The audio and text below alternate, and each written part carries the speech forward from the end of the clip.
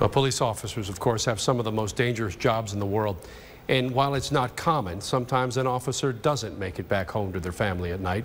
And after the initial shock and the mourners move on, what happens to those families who just had their lives turned upside down in the blink of an eye? Although it's been 5 years, Tammy Werda, for her, the pain is still raw. In part one of our three-part series, TV5's David Custer sits down with Tammy for her first TV interview since the day her husband, State Trooper Jeff Werda's final salute. A gentle wind blows on a snowy afternoon. Outside this home, a peaceful song echoes off the cold front porch. Inside, a single mom shares a warm cup of coffee with her daughter. Michael said it was a good movie. The home belongs to Tammy Werda. Her husband, Trooper Jeff Werda, killed in a crash after joining a pursuit. Tammy talking for the first time about that day and how she and her daughter are getting by. It doesn't really matter how many years they're gone because they're supposed to be with you. 5 years have passed since Tammy Werda's seen her husband smile, a smile she misses most of all. His laugh, his smile, he was always happy. Jeff killed in April of 2011, driving at a high speed through Birch Run Township when he lost control of his cruiser, crashing it, killing him.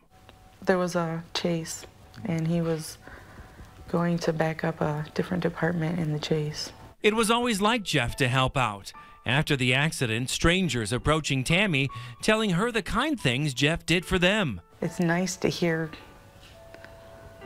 the people appreciated him as much as you did. Tammy says people need to appreciate law enforcement as the majority are good people like Jeff. And she's keeping Jeff's giving spirit alive, starting a memorial fund giving scholarships to families affected the same way. We're all family. It doesn't matter what department you work for or if you're a fireman or EMS. It doesn't really matter. They're all helping each other. And she believes Jeff is still around helping her. Every time the wind blows, it's Jeff. Those are from his funeral.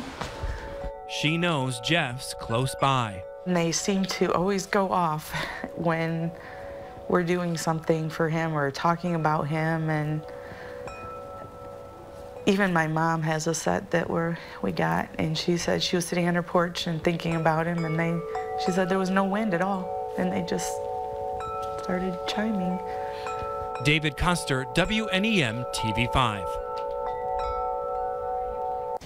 And tonight at 6, we continue honoring the families of those brave men and women.